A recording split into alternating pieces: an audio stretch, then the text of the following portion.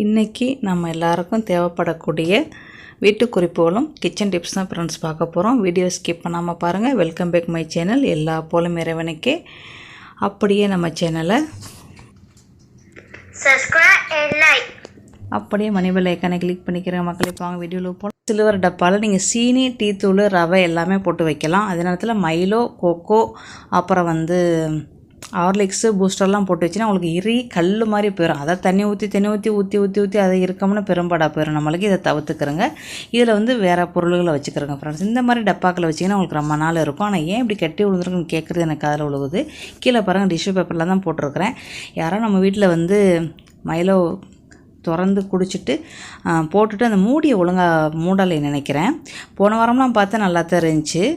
இன்றைக்கி போய் கலக்கலான்னு பார்க்குறேன். எனக்கு இதாக இருக்குது. நான் டெய்லியெலாம் இப்போ கலக்கி இதை குடிக்கிறதில்ல ஃப்ரெண்ட்ஸ். பேராக வந்தால் மட்டும்தான் இதை கலக்கிறது. அதனால் இதை நான் போட்டு வச்சே 1 மாதம் ஆச்சு ஃப்ரெண்ட்ஸ். இது பாருங்கள், உடச்சி காட்டுறேன் பாருங்கள், நல்லா தூளாக போகுது. அந்தளவு கட்டியாலாம் போகலை. நம்ம கிளாஸில் போட்டு குடிச்சிக்கிறலாம். இப்போ நம்ம புதுசாக போட்டு வைக்கணும் அப்படின்னா நம்ம இன்னொரு டிப்பை ஃபாலோ பண்ண போகிறோம் புதுசாக. இதை இப்போ நம்ம கொட்டி தனியாக வச்சுருவோம். இன்றைக்கி அதை கலக்கிட்டு நம்ம வேறு ஒரு டிப்பை ஃபாலோ பண்ண போகிறோம். வாங்க பார்க்கலாம். நல்லா டிஷ்யூ பேப்பர் வச்சு தொடச்சிட்டு, அதே டிஷ்யூ பேப்பர் வச்சு தொடச்சிட்டு கீழே ஒரு டிஷ்யூ பேப்பர் போட்டுக்கிறோங்க. நான் இன்றைக்கி கோகோ பவுட்ரு போட போகிறேன் ஃப்ரெண்ட்ஸ். இது கோகோ பவுட்ரு உங்களுக்கு நிறையா இருந்துச்சு அப்படின்னா இது மைலோ மாதிரி உள்ள கோகோ பவுட்ரு, நம்மளுக்கு கசக்காது. சரியா? இது இந்த டிப்பு தான். 1 ஸ்பூன் அரிசியை போட்டு நல்லா காட்டன் துணியெல்லாம் முடிச்சு போட்டு நல்லா அரிசியை வெளியாகாமல் வைங்க. என்ன நம்ம பிள்ளைங்க நம்மளை ஏசுவாங்க, என்னென்ன தான் வைக்கிறீங்க, டிஷ்யூ பேப்பர் வைக்கிறீங்க, துணியை வைக்கிறீங்க, என்ன தான் நடக்குது அப்படின்னு ஏசுகிறாங்க பிள்ளைங்க நம்மளை. நம்மளுக்கு பொருள் வீணாக போகுது. நம்ம டெய்லி யூஸ் பண்ணோம் அப்படின்னா இதெல்லாம் கட்டியெல்லாம் போகாது.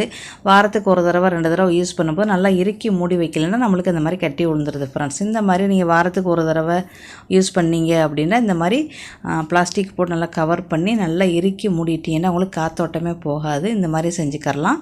நீங்கள் டெய்லி யூஸ் பண்ணுறதா இருந்தால் மூடியை நல்லா இறுக்கி மூடிடுங்க. நம்ம பெரியவங்க செஞ்சோம் அப்படின்னா கண்டிப்பாக இறுக்கி மூடிடுவோம். சின்ன பிள்ளைங்க செய்யும்போது அதை கொஞ்சம் லூஸாக வச்சுறாங்க. அதில் நம்மளுக்கு காற்று பூந்துருது, நம்மளும் கவனிக்க மாட்டாங்க.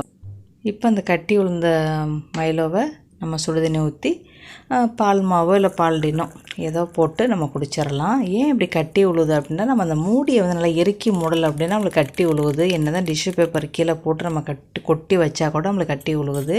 இப்போ நம்ம அதுக்கு இப்போ அரிசியை காட்டன் துணியில் கட்டி போட்டிருக்குறோம். சரி பார்க்கலாம் அப்படின்ட்டு. இப்போ மைலோ 2 கிளாஸு கலக்கியாச்சு ஃப்ரெண்ட்ஸ். ஓகே ஃப்ரெண்ட்ஸ், இப்போ வாங்க அடுத்த டிப் என்னென்னு போய் பார்க்கலாம்.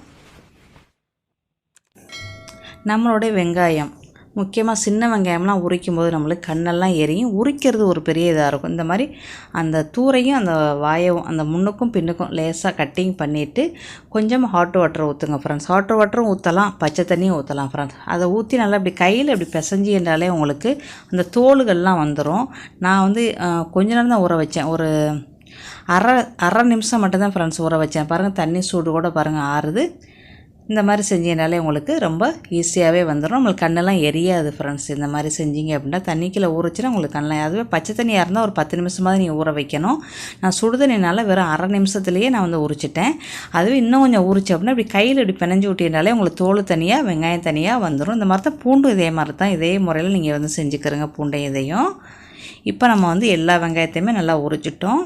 இப்போ இதை ஊற்றிட்டு பச்சை தண்ணிக்குள்ளே கொஞ்ச நேரம் ஊற வைங்க வெங்காயத்தை. ஏன்டா நம்மளுக்கு கட்டி பண்ணும்போது நம்மளுக்கு கண் எரிச்சல் வரவே வராது. இந்த மாதிரி செய்யலாம். நீங்கள் தண்ணிக்குள்ளே சும்மா சாதாரண தண்ணியை ஊற்றி கொஞ்சம் நேரம் ஊற வச்சுட்டு நீங்கள் கட்டியும் பண்ணியேண்டா உங்களுக்கு ஒரு சொட்டு கண்ணீர் கூட உங்களுக்கு வராது, தண்ணியே வராது. உங்களுக்கு எரிச்சலே கண் உங்களுக்கு எரிச்சலே ஆகாது ஃப்ரெண்ட்ஸ். நம்மளுக்கு அந்த தண்ணி நம்மளுக்கு கண்ணில் தெரிச்சு நம்மளுக்கு எரியும். அதெல்லாம் நம்மளுக்கு வரவே வராது. ஈஸியாக நீங்கள் சும்மா காய்கறி கட்டிங் பண்ணுற மாதிரியே கட்டிங் பண்ணிடலாம். கண்டிப்பாக இந்த டிப்பை நீங்கள் செஞ்சு பார்த்துட்டு உங்கள் ஃபீட்பேக்கை சொல்லுங்கள். அப்படியே நம்ம சேனலை சப்ஸ்கிரைப் பண்ணிக்கிறங்க மக்கள். இப்போ வாங்க அடுத்த டிப்புக்கு போகலாம். இப்போ நம்ம மசாலா செய்ய போகிறோம். எண்ணெய் கத்திரிக்காய் மசாலா, 2 ஸ்பூன் கொத்தமல்லி, 1 ஸ்பூன் ஜீரகம், 1/4 ஸ்பூன் மிளகு. அப்புறம் இதையும் நம்ம வதக்கிக்கிறணும்.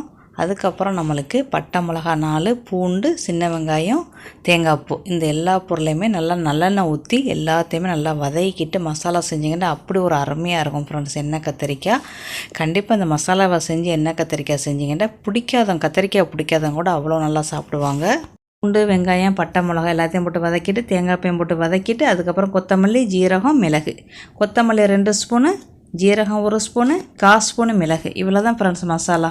இது ரொம்ப நல்லாயிருக்கும் ஃப்ரெண்ட்ஸ். இது நம்ம இப்போ ஆறுன அப்புறம் நீங்கள் வந்து நல்லா பேஸ்ட்டு செஞ்சு நீங்கள் வந்து எண்ணெய் கத்திரிக்காய்க்கு மசாலா செஞ்சிங்கன்னா ரொம்ப அற்புதமாக இருக்கும். இந்த மாதிரி பெரிய கத்திரிக்காய் இருந்துச்சுன்னா நீங்கள் என்ன செய்யுங்க, 8 கீரல் கீறிடுங்க ஃப்ரெண்ட்ஸ் அந்த பெரிய கத்திரிக்காயை. ஏன்னா நம்மளுக்கெல்லாம் இங்கே வந்து சின்ன கத்திரிக்காய் கிடைக்கும், ஏன்னா எல்லா இடத்துலையும் நம்மளுக்கு கிடைக்காது. இந்த மாதிரி மசாலாவை செஞ்சு அதுக்குள்ளே உள்ளுக்குள்ளே வச்சு நல்லா பொரிச்சிடணும் ஃப்ரெண்ட்ஸ். எவ்வளோ பெரிய கத்திரிக்காயை நம்ம எண்ணெய் கத்திரிக்காய் செய்யலாம், ஆனால் வந்து நல்லா வதக்கிடணும், பொரிச்சிடணும். இந்த மாதிரி எட்டா வந்து கீறிக்கிறங்க. கீறி இந்த மசாலாவை உள்ளுக்கு வச்சுருங்க. மசாலாவுக்கு வந்து உப்பு போட்டுக்கிறோங்க ஃப்ரெண்ட்ஸ். இப்போ பாருங்கள், இந்த மாதிரி இப்படி அமுக்குனீங்கன்னா அப்படி நையணும்.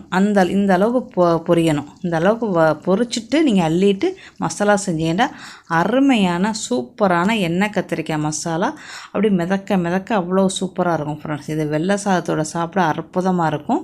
கண்டிப்பாக ட்ரை பண்ணி பாருங்கள். நான் இன்றைக்கி வந்து வெஜ் பிரியாணிக்காண்டி இதை செஞ்சுருக்கிறேன் ஃப்ரெண்ட்ஸ். இப்போ வாங்க ஃப்ரெண்ட்ஸ் அடுத்த டிப்புக்கு போகலாம். சாம்பிராணியில் வந்து 2 வகை இருக்குது ஃப்ரெண்ட்ஸ். ஒன்று வந்து பால் சாம்பிராணி, இன்னொன்று கருப்பு சாம்பிராணி, அப்புறம் கம்ப்யூட்டர் சாம்பிராணி இப்படி இருக்குது. பால் சாம்பிராணி, கருப்பு அந்த கட்டி சாம்பிராணிலாம் நம்ம வந்து இடித்து தூள் பண்ணி நம்ம வந்து கறியில் போடுவோம். இப்போ வந்து அக்னின்ற ஒன்று இருக்குது. அப்புறம் அரபுக்காரவங்க கடையில் கூட ஏதோ ஒன்று வச்சுருக்காங்க, தணல் மாதிரி அப்படியே எரியும். நம்ம சூடு பண்ணிட்டோம்னா அக்னி வந்து அப்படியே எரியும்.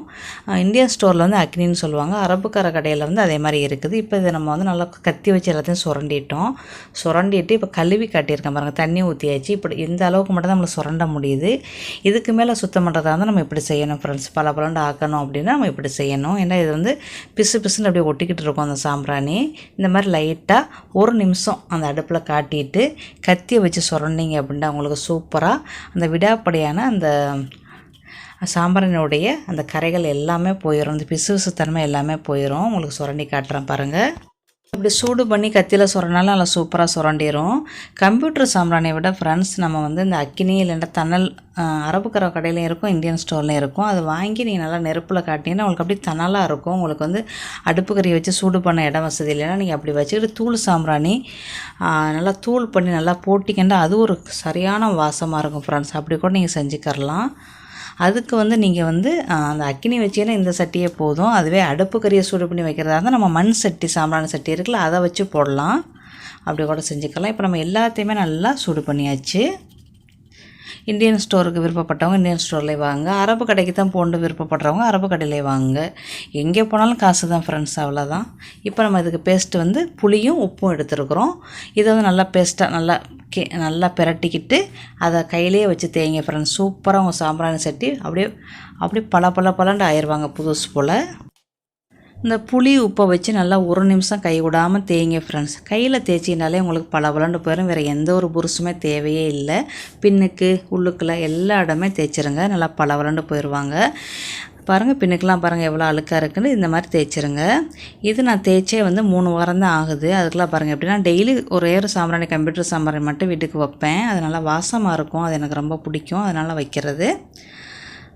அப்போலாம் வந்து கறி அடுப்பில் வச்சு அதில் சாம்பிராணி தூள் போட்டு செய்கிறது. இப்போ அப்புறம் அக்கினின்னு ஒன்று வந்துச்சு. அக்கினின்னா தணல் மாதிரி அப்படியே எரியும். அடுப்பில் காட்டினா தணல் மாதிரி இருக்கும், அதில் அப்படியே சாம்பிராணி போடலாம். இப்போ வந்து ரொம்ப பேர் யூஸ் பண்ணுறது இந்த கம்ப்யூட்டர் சாம்பிராணி தான் ஃப்ரெண்ட்ஸ், வேறு எதுவும் இல்லை. இதை தான் யூஸ் பண்ணுறான்னு நினைக்கிறேன்.